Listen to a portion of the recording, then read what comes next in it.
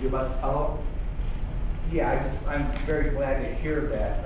I'm very active in the autism community, and sometimes I've had trouble being conservative. And basically, the argument that you just made is exactly the same. That's why I voted for you. Don't have trouble. Don't have trouble. I hated that term, compassionate conservative. If you're liberal, you believe in yourself and you're compassionate. I've been conservative my whole life. I don't need to call myself a compassionate conservative. It is. Look, I've dedicated most of my life to school reform. I am liberal. Here's the secret. When Republicans and Democrats argue about issues, let's be honest, they both want good schools, right? They both want us to have good health care access for everybody, right?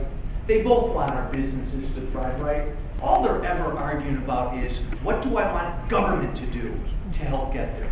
And as a conservative, I've always believed that our communities, our churches, our nonprofits, our families do a much better job of taking care of people than government does. And so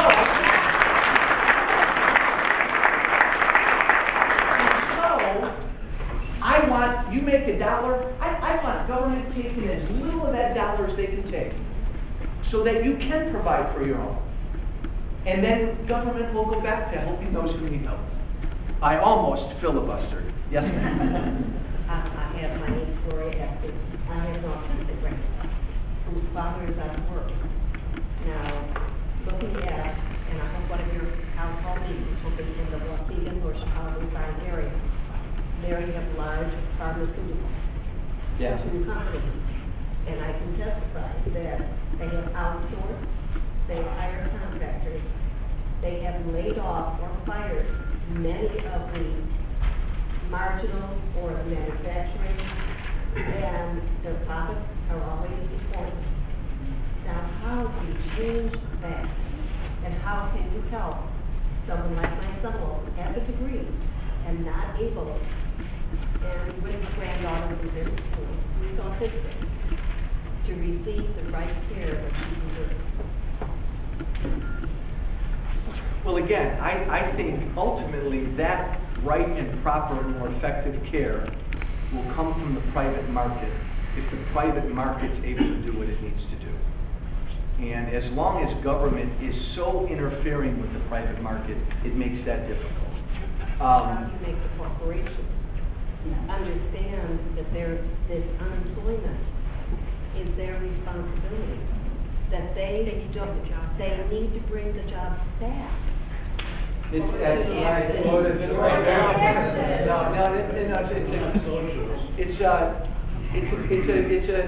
an interesting issue. Look, businesses, companies, businesses, they want to make a profit. We just heard this earlier today. I think the way you encourage, look, I'm not trying to be too politically correct. This is never me, but I'll be it. The way you encourage companies to hire is all I want my government doing is creating a climate where they'll hire. And if they tend to get out of the way and they make it easier for businesses to make money and hire, businesses will grow and hire. Certain ones, can you stop somehow where they, because of being able to go to England and to go to Puerto Rico, places like that? Great, and that's a very good point. That's a very good point. I certainly don't want my government incentivizing companies to go overseas. But what I want my government doing is incentivizing businesses to stay here. What I want is this sometimes lousy state of Illinois when it comes to business. Why do so many companies go to Wisconsin, Indiana, you name it? Because Illinois is such an unfriendly state to businesses and companies. So they go elsewhere where they can grow jobs and do better. So I want my country doing their best to keep companies here. Yes, sir. Would you support a bill that would limit the legislation during a lame duck session? Timely question.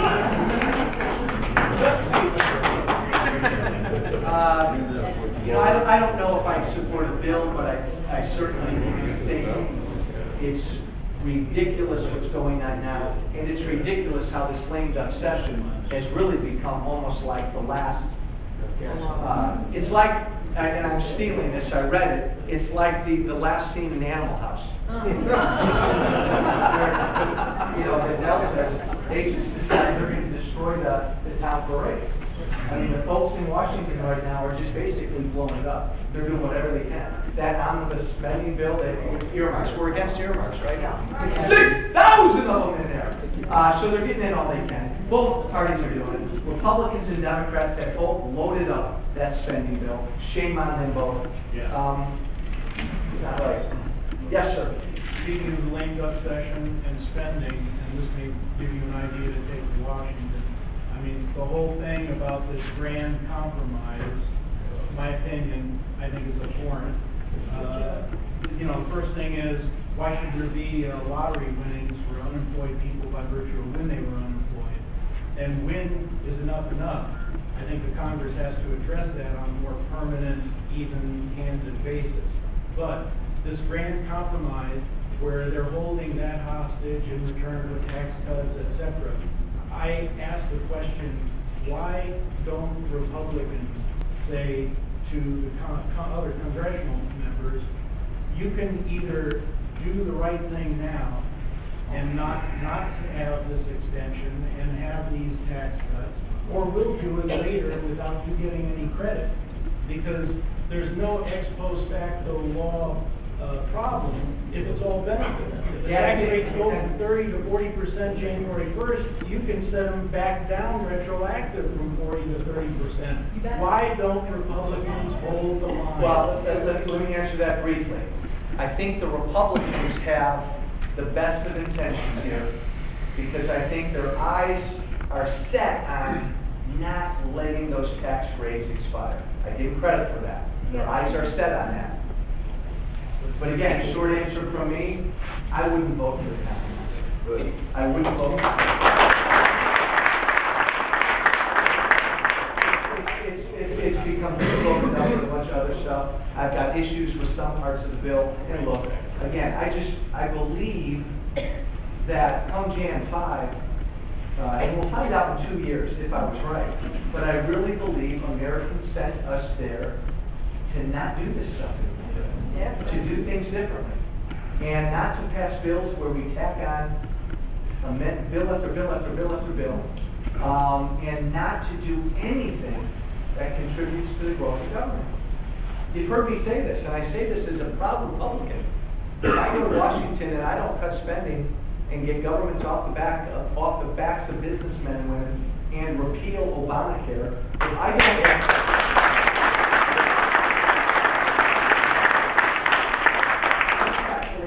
disagree with me, but I believe if I don't do those things, if I don't contribute to those things, I think I'm coming home in 2 years. I think the Republican Party's in trouble in 2 years. Yes, ma'am. Why don't they just take, if they really need the unemployment benefits to go on, why don't they just take it from the unspent stimulus money? It's already there, and nobody's touched it. Why can't they not say that the money is available? Why do they need more money for something when they've got something sitting in a pool already? Would everybody in this room agree with a simple compromise that if you're going to extend it, can we at least make sure it's paid for? Yeah. All the way, go How about ahead. tax cuts for the wealthy? Are they paid for? Absolutely Well, not. see, Okay, and they don't need it. The unemployed ones, lost their job in this program, they paid into that system. They deserve to have at least 1 year to survive. fair point. All the way in the back. You as a member of the majority in Congress, what can you do to make sure these bills come up standalone, clean bills? Save everything from hell. Great question. And I can tell you, one of the first things Republicans are going to do in January, after they do a Obamacare repeal bill and put it on the president's desk within 3 days, one of the first things we're going to do is change procedurally what goes on in the House. And one of the first things they're going to do is enact that every single bill passed has to be standalone. None of this Christmas tree stuff anymore. Absolutely. We've touched on many good subjects, but one thing we haven't touched on that affects both healthcare and schools and so on is immigration. Where you at? I mean, we We haven't talked about that at all. It's very important. New York Post article today. Blood along the border. Blood along the border. A Border Patrol officer was shot and killed in a shootout yesterday with illegal immigrants along the Arizona-Mexico border. Folks, let me give you a 2-minute answer. No, I won't. Otherwise, Ray nailed me on the filibuster. 2 minutes. And I'll start by saying this. Everybody together. America is the most compassionate country in the world. Do we agree? Yes. America is the most compassionate country in the world. It should not be mean-spirited for me to say we are at war. Secure the damn borders now.